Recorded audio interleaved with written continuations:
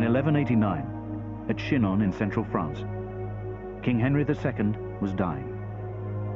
His empire, covering all of England and vast areas of France, was crumbling. What eventually broke the aging king, though, was not the rebellions which threatened his kingdoms, but the discovery that one of the leading rebels was his youngest and favorite son, John. John was a wonderful calculator, but in the end there was something vicious in him which is always going to come out, always going to smile to your face and stab you in the back. He was violent, he was cunning, he was witty and fun, but he was also not to be trusted.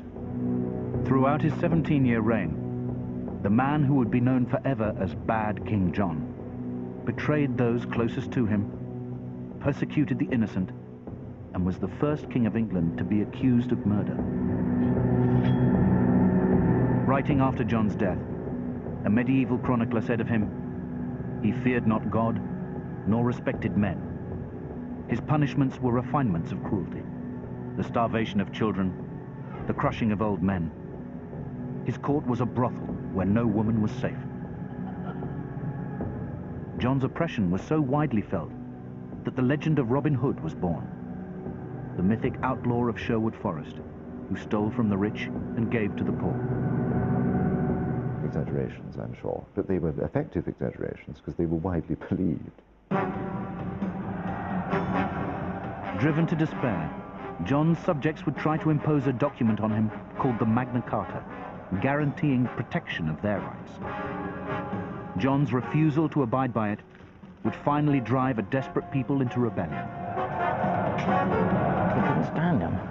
John makes so many people so fed up, so angry, so ashamed, humiliated, that they choose to rebel. And it's just an awful shit.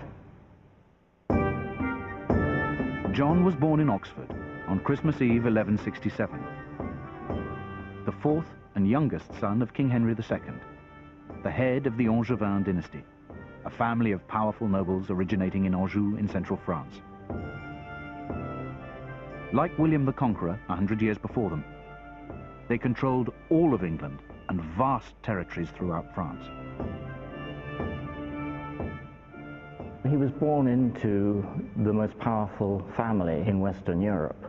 His father, King Henry II, was not only King of England, but was also Duke of Normandy, Duke of Aquitaine, which is the whole of southwestern France, Count of Anjou, the rich lands in the Loire Valley, and was on the eve of invading Ireland and subjecting Ireland to his dominion as well.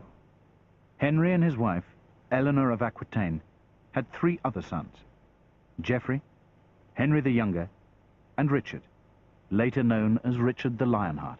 As John grew up, that family fell apart, became a classically dysfunctional family. For John, bad relations with his brothers were exacerbated by the fact that as the youngest son, his claim to any lands and entitlements was always unclear.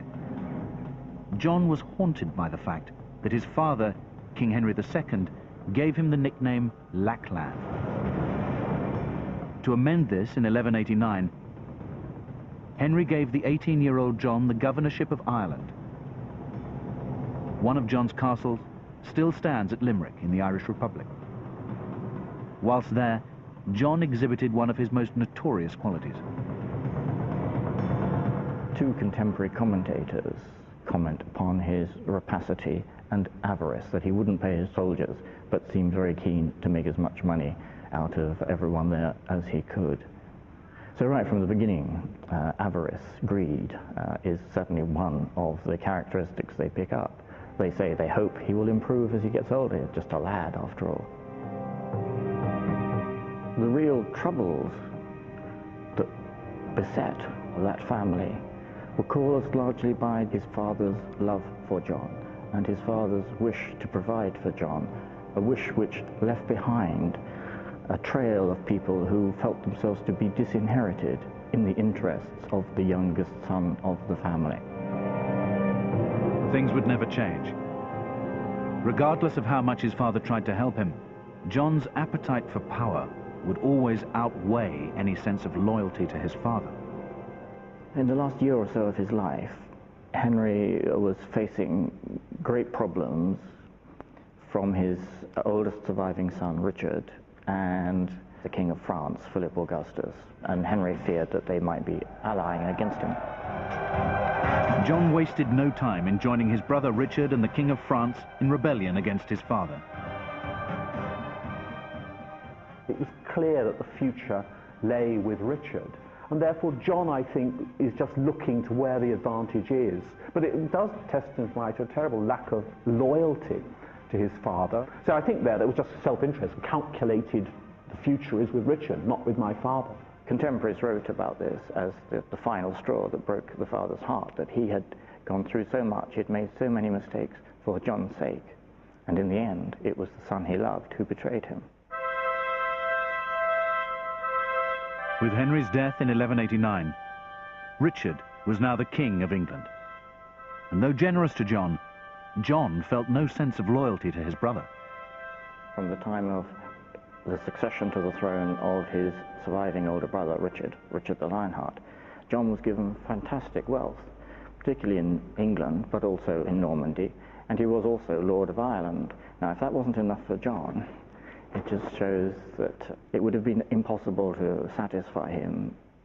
What they don't really give him is the status of an Angevin prince, and so from almost as soon as Richard sets off on crusade, we see him trying to cause trouble, or being drawn into the troubles which arise from Richard's absence. And he in the end took up arms and allied treacherously with the King of France. To John's astonishment, although Richard had been imprisoned in Germany on his return from the Crusades, he eventually made it back. Worried, John immediately broke off his alliance with the King of France and begged Richard's forgiveness. John falls on his knees before his older brother. Richard is supposed to say, "Oh, come on, John, get up. You're just a child. You've been badly advised." Well, by that time, he was nearly 30 years old. So not surprisingly, the French now felt they'd been betrayed by John, who had just betrayed Richard, who had betrayed his father.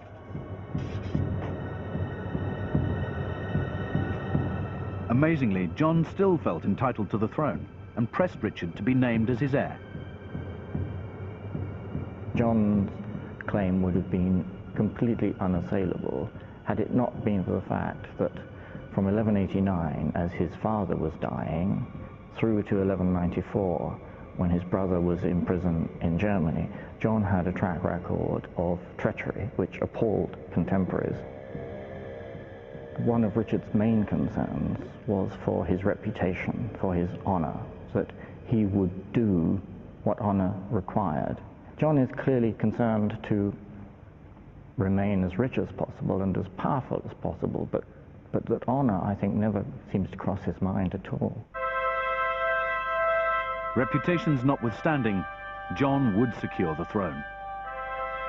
Wounded in battle at Chalus in central France, Richard died on April the 6th, 1199. On his deathbed, he named John as his heir. John is king by the grace of God. The records of his own household show that he didn't observe feast days, he didn't observe fasts, he ate meat on Fridays, he chatted during Mass and everything like that. Once you've met John, it's very difficult any longer to believe this really can be a king by the grace of God, you know, because he's manifestly not a pious man. As king, John felt himself beyond reproach and free to have whatever he wanted when he wanted it, particularly when it came to women. His first marriage to Isabel of Gloucester in 1189 was annulled when she couldn't produce an heir. He then kept Isabella of Gloucester in the household or in his castles for the next 10 years. Isabella wasn't permitted to remarry.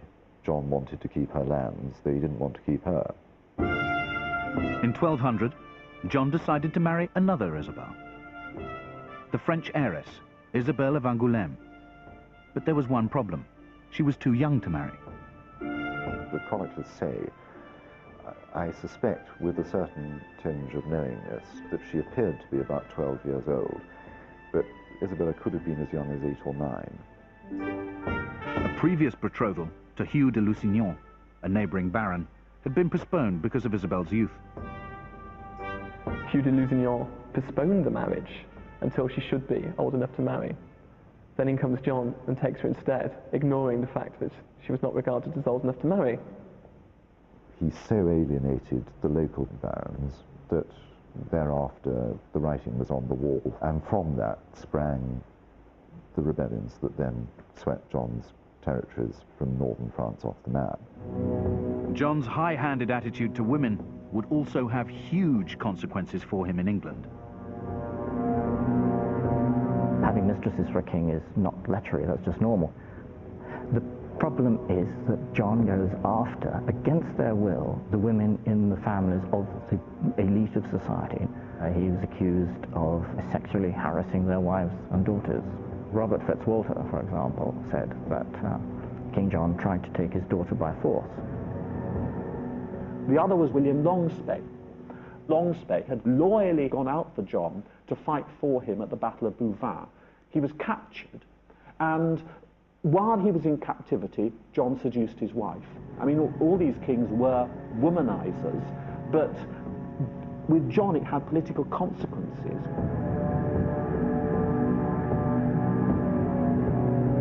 Although only 2 years into his reign, John's reputation for treachery, greed and lustfulness was beginning to dominate and destroy the lives of his subjects.